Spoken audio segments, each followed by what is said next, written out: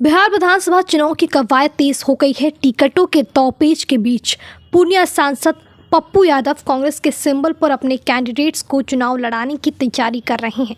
सूत्रों से मिली जानकारी के अनुसार पप्पू यादव सीमांचल के 10 और बाकी एरिया की 15 विधानसभा सीटों पर चुनाव लड़ाने की तैयारी कर रहे हैं। वे इसके लिए प्राथमिक तौर पर कांग्रेस के शीर्ष नेतृत्व से मिल चुके हैं। हालांकि अभी ग्रीन सिग्नल नहीं मिला है।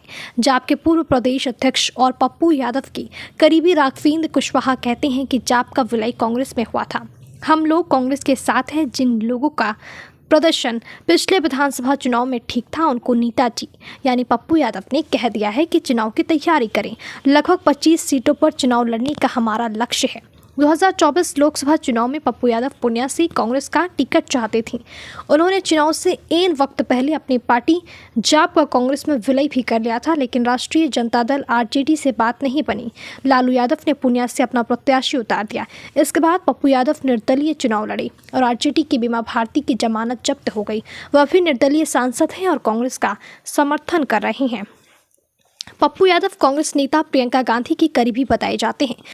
उनके लोकसभा सांसद बनने से पप्पू के समर्थकों में खुशी है। बताया जाता है कि पूर्णिया सांसद के कांग्रेस में शामिल होने की पहल प्रियंका गांधी ने ही की थी। पप्पू के करीबी तो ये भी दावा करते हैं कि उन्होंने यानी प्रियंका गांधी तब पूर्णिया से कांग्रेस का टिकट देने का भी प्रयास की थी, लेकिन बाद में पेच फंस गया। राघवेंद्र कुशवाहा कहते हैं, प्रियंका गांधी से हमारे नेता के संबंध मधुर हैं। उनका कद बढ़ेगा तो कांग्रेस में हमारे नेता की पूछ भी बढ़ेगी। कांग्रेस के सूत्रों के अनुसार पप्पू यादव और बिहार कांग्रेस अध्यक्ष अखिलेश प्रसाद सिंह के बीच रिश्ते ठीक नहीं हैं।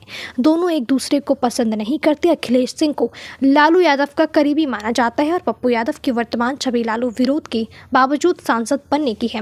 जानकार बताते हैं कि अखिलेश के नहीं चाहने के कारण ही पप्पू यादव को पूर्णिया से लोकसभा का टिकट नहीं मिला था। इसलिए ही पप्पू ने दिल्ली में कांग्रेस की सदस्यता ली थी।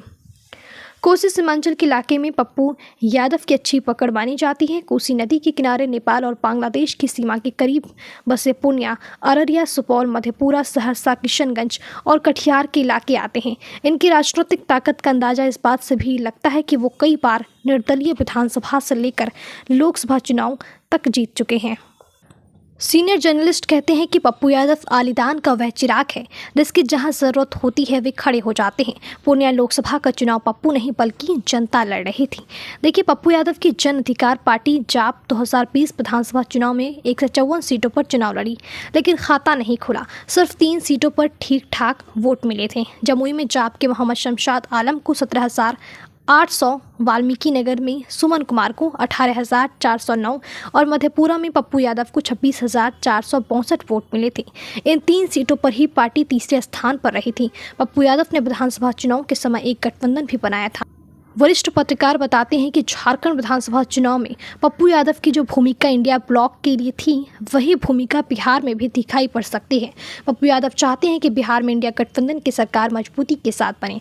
उनकी कांग्रेस नेताओं से अच्छे संबंध हैं। जब वे पूर्णिया से चुनाव लड़ रहे थे तो राहुल गांधी सीमांचल के इलाके में गए, पर पूर्णिया में महागठबंधन प्रत्याशी के लिए प्रचार नहीं किया। पप्पू यादव चुनाव जीतें तो सबसे पहले दिल्ली में प्रियंका गांधी से मिले।